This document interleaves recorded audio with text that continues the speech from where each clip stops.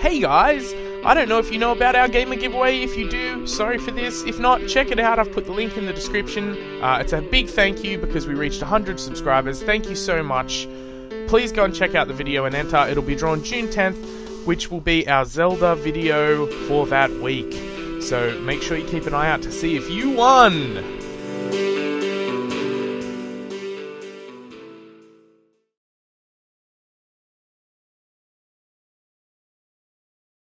Hello YouTube, and welcome to what I hope will be the first of many tutorial videos on how to make a game. Now, someone said in their comments for our competition video, which, by the way, if you haven't seen, go check out our competition video, was they wanted to see some tutorials and things. I don't know that this is exactly what they meant, but this is something that I've thought about doing for a long time, and that is, this is one of my hobbies. This, doing some amateur programming and level design and things of that nature, and so I thought we can do that. And I've seen a lot of these around the internet and on YouTube. This particular one that we're dealing with at the moment will be taking from an awesome guy called Shaun Spaulding, Spaulding, on YouTube. And there's also Signforge, Synforge, tutorials, and they've got like a whole bunch of channels like Signforge Games and Signforge Tutorials, and they teach Java and all sorts of things. They are awesome. Shaun Spaulding is awesome. I've seen dozens and dozens of other awesome game making tutorials and stuff that use Game Maker, and there's heaps out there. Check them out as we go. What we'll do is we'll probably take mix and match like the best of the best that I've found as I've gone around trying to learn stuff. You can see here I've been playing around with textures and things like that, but mostly this is just a simple platformer thing. It doesn't have any of the mechanics like lives or points or anything. We'll get to that at a later video, but today I'm just going to teach you how to make this, which is a pixel perfect sort of collision system platformer. Again, I got the pixel perfect collision from Shaun Spaulding. Check out his videos, his platformer series, if you want to learn more and jump ahead of the class and obviously do all of his stuff. Now, this isn't going to teach you about the basics of Game Maker. You need to work that out sort of for yourself. There's lots of videos out there. I don't really have time to do that today. So without further ado, I just want to talk about Game Maker Studio. Then without further ado, we'll get to it. So as you saw, I have the Professional Edition, and basically, if you have a look here, so you've got Game Maker Studio. You can get it for free, which is really good. It has a Windows export feature, which, if you're just playing stuff for the desktop, that's really good. You can have as many resources you want, but you have to register is the only thing if you're going to do that, right? And you get this splash screen at the start of your game if you've got the free version. If you pay $90, that's not terrible, and you sort of get, you can get it for the desktop, and you can also, in your apps as well, you can do it for mobile testing.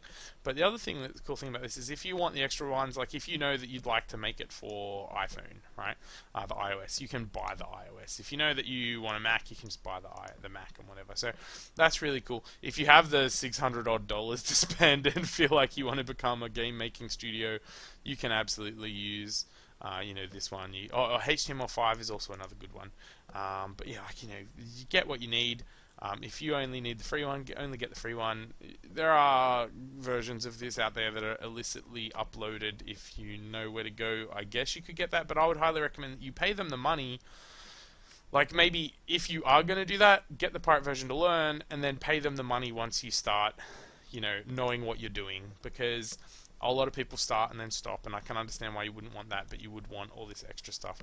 But, absolutely make sure that they get some of the money, because their Game Maker program is amazing. It's an excellent one, and you should check that out. Yo-Yo Games, that's just yoyogames.com /studio/buy. That's that web screen there, and I would highly recommend that. I'm going to get rid of that. Okay, so this is the Game Maker screen that you're going to find when you log in.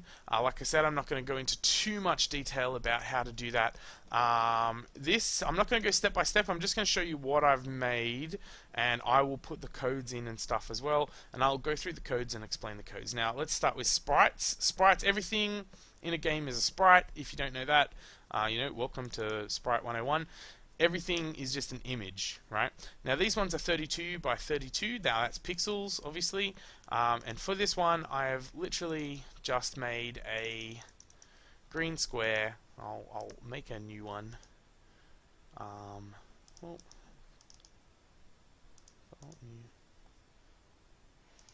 no, that's not what I wanted to do. Look, I'll copy this. Alright, so I'll make a new one. We'll just delete that, and I'll show you what I did. I got this, and I chose the green, which was this one, and I pressed fill. And then I came up here, and I went gradient fill, and I unticked replace, and I made the opacity not as large, and I made this a grey, I think, so it wasn't as dark. And then I pressed OK, and then I got my box tool, and I chose this, and I made it darker. Then I literally zoomed in as big as I could, turned the grid on, and did that. Tick. And that's pretty much what I did, more or less. Obviously the colors are a bit different, but there you go. So I'm just going to delete that, and that's how I got this box. This is my player object. Now the important thing here is that it's centered. 32 center, right? So it's going to be 16, 16. And that's telling you where the origin of the image is going to be. So when you put it down, where you click is going to be in the center rather than in the top left corner, which is where it normally is. The other thing that you're going to need for this is a wall sprite. Again, it's 32 by 32. For this one, I just made it black. That's the default wall sprite. Pretty straightforward. Again, you're going to want this centering over here. Now, I was playing around with textures and stuff, and so obviously later on I'm not just going to want black walls, am I? So what I did was I created this texture here. Again, it's 32 by 32. We're just going to zoom in here and I'll show you what I did. So I started with grey and I filled it, and then I got a darker grey, and I used the dot tool, and I just like splodged dots everywhere. Now to make it so that it's a nice smooth transition across, what I ended up doing was I put the dot there, and then I made sure that it was touching the side, so it would be in the center, and then I made sure that I was on the same line of pixels and did it over here, and then I did the same thing for the corner and corner, and that creates this nice textured effect, right? Now you might notice it's got darker stuff around here, and I did different sizes as well. I did like the little one and the bigger one, and so on. You might notice it's got little sizes around here. So what I ended up doing was, after I did that, I then put a gradient like the other one, and then I also did this blur effect, which blurred it out, and then I just went over the dots and put the dots again. And then the other thing that I did was I put a dark grey band up here, just to sort of make it look like it's got a bit of a ledge to it, which is a subtle thing, but it makes a big difference. And then yeah, likewise, there's that. Also for this one, I kind of like it's really cool. So that is literally just the other one that I just showed you, but it's got just a green fill, like gradient fill over the top, right? And it makes this like mossy looking one, and that's probably the one I'm going to use the most out of all these things. Again, that's centered. And then wall 2, what I did was, for underneath, I took the color from the bottom level of the other wall, and I filled with that color, and then I put another gradient on, obviously, and then I've done these dark splotches, and I made them a bit more dense. This is trying to show that, like, it's deeper underground. And now, because if you remember on the other one, I had the 2 dots in the bottom corners, to help it look like a nice smooth transition, I put the dots in the top corners as well, so that way it looks like it all flows nicely, which when we come to our room over here real quick, you can see that looks better, so it sort of looks like they're together. There's obviously a bit of a blur here which I need to fix, in the border, but we'll do that later. If you look at the green one, which is down here, it looks a bit nicer, which I think is good. So that's the room. Yeah, so that's sprites. Sorry I went on for so long about sprites, but I like to tell people, this is what I'm doing. This is a really simple game to make. all you're going to do is you've got two events, the create event, and in the create event we're using code. Code is found in the control area section, whatever it is, control tab. You're just going to drag that across. When you drag that across, this comes with this. Now, it's really good practice to when you do a double slash. Oh, that's a search. That's not a zoom. When you do a double slash, it makes a comment. If you do a triple slash, it makes a title.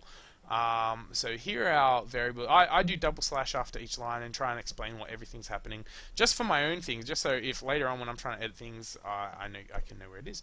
So here are the variables you're going to need. You're going to need grav, G-R-A-V, 02, which is where we've set to 0.2. So grav equals 0.2. And then a semicolon at the end of every line. It sort of like says, okay, we're done here. We can move on. HSP, which is going to be a variable for our horizontal speed. Later on, we're going to set that at 0 at the start. And again, that semicolon. VSP equals 0, right? Again, jump speed, all one word, equals 7 with a semicolon. Move speed equals 4 with a semicolon. Now, there's a few things that we've got to talk about. If you use the word gravity, H speed, V speed, or speed by itself, all of these things are going to give you an already existent variable. So if you use that, see how it goes red? That means that already exists in GameMaker. If you do that, it's going to affect how this game works. If we do speed, that's going to affect how it works. If you do H speed or V speed, like you can see, it makes it. They're already set things. So we're using these, little ones here. The next one is the step event. We'll move on to the step event. Step event is a bit more complicated. It's got 34 lines, but don't stress out. I'm going to take you through each one really quick. They're really straightforward. Now, we're going to start by getting an input. We're going to set a variable. We've got here key. I can't really zoom in, which is a bit frustrating. Key underscore write space equals, and then we're going to do a keyboard check, right? Keyboard underscore check. And what a keyboard check is, it just checks to see if the key is being pressed, right? And if it does, it says 1. It's pretty straightforward. So, and then I've used the ordinary key. So ORD means ordinary key, and then you put your bracket. So keyboard check, and then the brackets show you like this is the keyboard button that it's looking for, right? The keyboard button it's looking for ORD tells you like an ordinary key, and you can see here that we are looking for the key D, so capital D, and then you've got the double quotation mark things there to tell us that. Make sure that you close your brackets off properly, and as you can see, GameMaker has this really cool feature where it shows you where the close is. And then you're going to put your semicolon there. And that's checking that we're right on the WSAD. You can also use the arrow key, which if you do that, you just do VK for visual key and right. So you can see here space is VK underscore space. VK underscore right is right. Keyboard check left, which is I'm doing A as well. So that's WSAD. But the trick here is it needs to be key underscore left equals, needs to be negative. And the reason for this is keyboard check returns 0 or 1, right? So 0 if it's not being pressed, 1 if it is being pressed. It's a binary thing. Everything is about switches and binary in this. So we're going to make it a negative 1. So when it is pressed, it's going to say -1, and that's going to tell us what direction we're going to go later, right? So negative pixels is going to move us like to the left of the screen. Positive pixels is going to move us to the right. So that's how that's going to work. And then finally, jump keyboard underscore check underscore press. The reason why I say pressed is to see if we've pressed it down rather than just holding it, because if we just held it, we'd just like fly like a rocket ship, like meow, and that would have like a really bad effect. So, and then that's brackets. There's no ORD for that one. It's just VK underscore space. We close that bracket and we put the semicolon. Next section is reacting to the input. So the move is going to equal key underscore left plus key underscore right. Okay, so if it's going to tell us which move direction we're going to go. So if we're pressing left, which in this case is our A key, it's going to move us it's going to set movement to -1, which is going to move us over to left. If we're not pressing anything, or if we're pressing both A and D together, we're going to get a 0, because -1 and +1 together equals 0. Or if we've got nothing, it equals 0, and that means we're not going to move in any direction. Or if we're pressing right, it's going to be a +1, and that'll be that. that straightforward, right? Okay, and then we're going to say HSP is going to, which we set before, if you remember, is going to equal, so equals, move, and then this little asterisk here is times move speed. So it's whatever we set that move speed at the start to, that is going to be move times move speed is going to mean that's our HS. Now, the reason why we set this as negative is if we go like, press the left key and our move speed is, let's say it's 4, it's going to be -4, which is going to move us negative speed in the left, right? And then the right. So the other thing that we need to think about is gravity, and that is this. So if, this is an if statement, if VSP is less than 10, right? So if VSP is more than 10, or if it's under 10, if it's more than 10, then it's going to be, and not 0, obviously. It's going to be VSP plus equals grav, right? And then semicolon. And these are curly braces here to let you know that it's like, this. So if this is true, then this happens. Everything inside a curly brace happens. So that's how that sort of works. So basically what we're saying is, if we have a speed that is less than 10 in the vertical, so if we're going up or down in a speed that is less than 10, then we need to keep adding that gravity. And so the way that works is if you press jump, it's going to like negative us up, and then so on and so forth. Alright, so then we need to move on to our actual jump button. So when you press the jump key, how does this work? So if, again, we've got this if statement, place meeting, and now this means, so if whatever is touching, right? X is our X coordinate, Y plus 1 is our coordinate directly underneath us, one pixel beneath us, is a wall, object wall, which we've already made out there, which I'll show you. So you've got your brackets there and your brackets. So if brackets place meeting, open brackets, X comma Y plus 1 comma object wall, close brackets again, because the close brackets the second time is for the if statement. Open the curly brackets, then in that case VSP, so our V speed, is going to equal our key jump, which is going to be a positive number if we're pressing it, times our negative jump speed, right? And so that is going to jump us up, make us jump up a negative jump speed. It's going to make us move up, right? And then that's also going to trip this up here that gravity needs to be applied. So that's sort of, it cycles through, which is really good. Now the other thing that we're going to do is collision checking. So otherwise we're just going to walk straight through the wall when we go to walk to it. So if place meeting X plus our H speed, so or HSP, I should say, is so that if it's a negative, because we're moving left, then it's going to be obviously X plus our negative whatever, or whatever, to the right if it's positive, and our current Y coordinate, if there's a wall there, close brackets, then what we're going to do is do this little thing. So that we can move closer to the edge. And if you want to see more about this, go to the Shaun Spaulding Platformer Basics video, because he explains it really well there. I'm going to do a terrible job of explaining it here. While this sort of, while we're not actually meeting this, and sign is only a 1, right? So it's either going to be +1 or a -1. So while the place meeting X plus 1 pixel to the left or right, depending on what our HSP is, and the current Y coordinate is a wall, then what we're going to do is we're going to move X by that 1 left or right, depending upon what our speed is. But if it's not that, then, because we're still in this if statement, and place meeting is a wall, then it's going to equal 0. So what that's saying is, if we're on a box, I'll just use my little cursor here and this slash. So if we're here and our speed is going to put us there, then we're going to be stuck in the wall. That's no good. So what it's saying is, if that's going to happen, move us 1 pixel.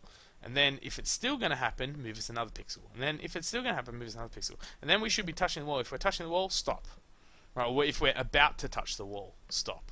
Right? If the next move is going to touch the wall, stop. And Shaun Spaulding in his video was saying that's really important. That's where we all get it wrong, is because we're all trying to say, well, when we touch the wall, stop. No, it needs to be when you're about to touch the wall. That's when you stop. Right? So as you can see, we've got it.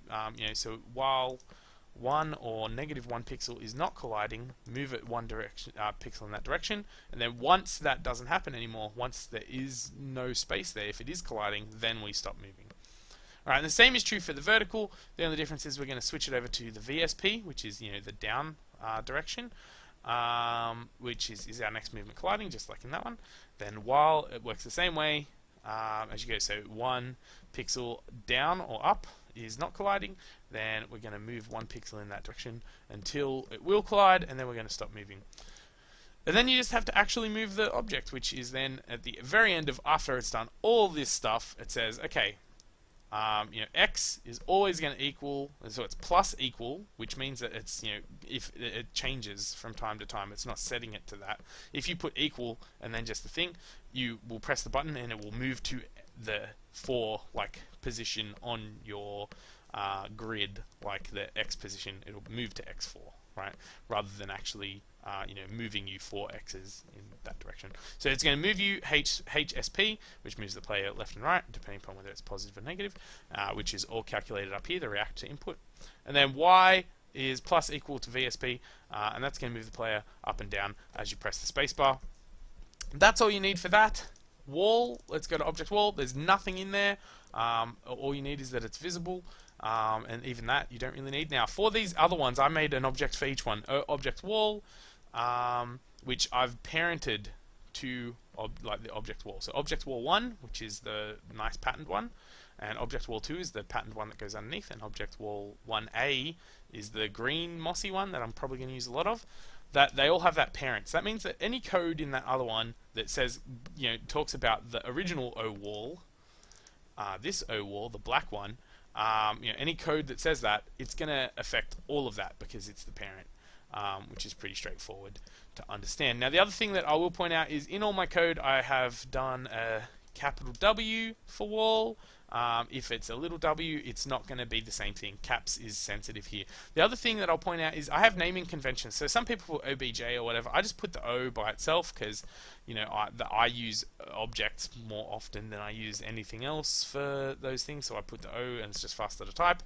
O underscore, so I say O underscore what it is, right? And then after that I might give it a different thing. And the same is true, you're going to see later on we have items and pickups and things like that. I'll put O and then something else. So later we'll probably have a controller for the score, so it'll probably be O underscore score underscore and then other things, so it might be underscore control, and it might be underscore control player or something like that, or underscore control score or something like that.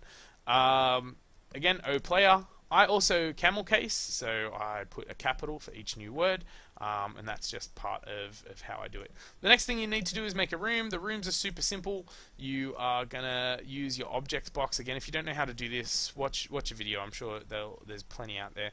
And then each one you're just going to, so you have your player, you put your player wherever you want them to start, and then you pick your wall, and then you're just going to click your walls where you want them, and that's going to add it in.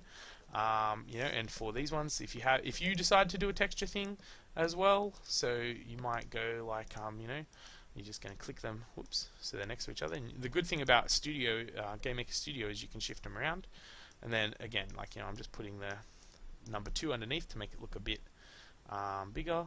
And then once you've done that, you save it. The other thing for this, the settings for the room, I've made mine bigger than what it comes as default. So I've made it 1600 by 900 just because I think that's good. And Shaun Spaulding set his to 60 frames a second. I've set mine that way too because I copied his tutorial. But later on we might change that. I don't know. We'll have to see because that'll be affected when we do animations, right? So we'll decide that, and we'll talk more about frames per second at that time. So we'll just quickly run the play. Now if you have the version where it doesn't save it, you can sort of see where the file is in this part here. It gives you the directory you can go to in the temporary files, which is here. So that's where it saves your game stuff to if you have a version that doesn't let you do it. So you just go there and you copy that, and it sort of gives you the game that you can play. But here we go. So and then now you can see, I'm pressing space, so it adds the vertical speed. I press right, it goes right. I press left, it goes left. And you can see we're getting right in the tight corners there, and that makes for a really crisp game movement. And when we have our actual animations, that's going to be very useful for that as well, because we can put a square bounding on our box, and that'll mean that it'll move to the corners, and you'll have perfect pixel sort of collisions as you play your game. And so yeah, that's my thing. Now my favorite thing is level design, which we will talk about in another video, because we A, don't really have a game yet, and B, don't really have time. And you know what, look, you can see, look, if I drop out, I'm not gonna like die like you normally would. So if I do that, he just drops forever, and that's it. That, like, you can't actually do anything yet. We'll do that in the next one, because this video's gone on for way too long. It's gone on for 25 minutes. Holy cow, that's heaps. It won't go on for that long next time. Please check us out. I will do another one once I've done the next set of things, and I'll put all this code in the description below, so you can just copy and paste it if you are like me and don't really want to write it all out. But I would recommend you at least understand it. I think writing it out teaches you how to do it. And how to understand it, and that's why I explained it all in so much depth. But next time, now that we've got sort of like a functional working game, which is really awesome, next time we can start looking at fun things like how to actually make it playable and fun. And once we've got a game up and running, then we can start talking about things like level design and all that extra junk that exists. So thank you for watching. If you haven't already checked out our videos on the competition video, I'll put the link to that in the description as well. Please go and enter the competition video if you haven't done so already. We'd love to give you free stuff, so please go and check it out. And thank you very much for all your support. We're still a growing channel. We're still babies trying to compete against the big guys to at least get your attention for a little bit and make it look like we care. So thank you if you're watching these videos, and I hope this was helpful. Please tell me what you want to see me do with this game. It's going to be just a little platform thing, but just for fun, just for giggles. So please tell me what you want to see. I'm going to stop talking now so that you can go and do something else with your life and hopefully make a game just like mine. So thank you very much, and ciao for now.